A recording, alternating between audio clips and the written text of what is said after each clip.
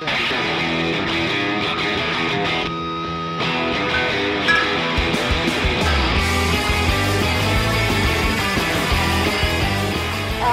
wines we are going to try now, shall we start maybe? Yes. Well, they're all from Douro. And I think there is a great potential about Douro. The great thing about the Douro is that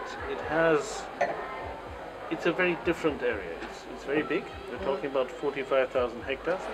And usually the famous areas, they are south-facing, east-west, usually within 200 meters of altitude, usually 1 to 3 varieties. Douro is very different. We're talking about 45,000 hectares, a lot, but you have north exposition, south, east, west. The vineyards go from 80 to 800 meters height, and we have 85 different varieties.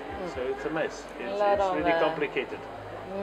Microclimates and also different grapes. But the thing is, we know from the past, from the experience, we know exactly where the great vineyards for port are. But we have to now find out what is really good for wine, the white wine for red wine. Because in my opinion, the best vineyards for port are clearly not the best vineyards for wine. The port likes excessive situations. Very hot, very dry. The vineyards stop maturation because of excessive conditions, and then there's a little bit of rain or something, and then the sugar goes up like this and the acidity goes down. This is not good for wine. This is good for port, but not for wine. So we have to understand what is good for wine, and I believe north-facing vineyard and the high-altitude vineyards are very important for white wine, but also for red wine. So this is from vineyards that are all above 600 meters. And this is we call it Rocky Edition. Yeah. So this is, well, a special story. The life of Rocky on the label. It's a wine which is mostly fermented in stainless steel. About 15-20% is barrel fermented. And it's all Portuguese varieties. A lot of blend. Yes, yeah. blend.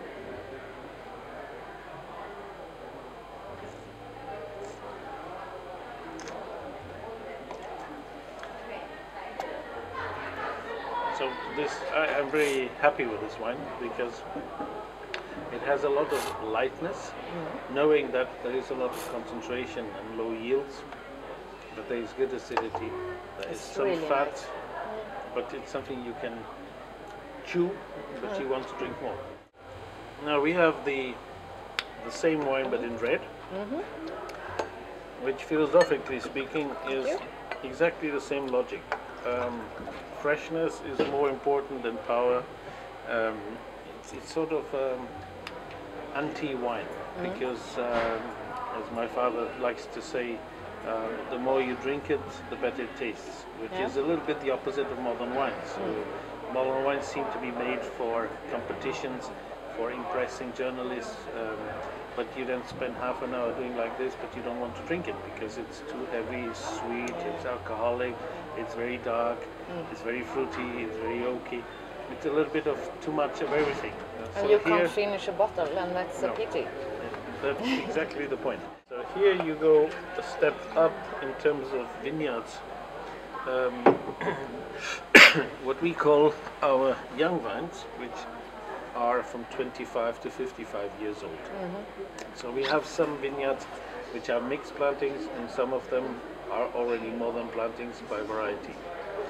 This is 100% aged in barrel, barrique, but old barrel. There's no new oak. Yeah, but small barrels. Yes, but small. Yeah. Philosophically, we really want to do the same thing. We don't want to make a woody wine. We don't want anything toasted and jammy. So it's also a bit austere and has good acidity and very good length. And also a blend of many different. Many varieties. Yeah. Main variety would be probably Touriga Franca and Tinta Roriz. And do you mix them together?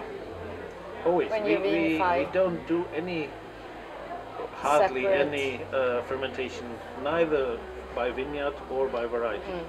Depending on the year, we always blend. There's there is a logic to it, but it really we adapt to the vintage, and so there is no recipe.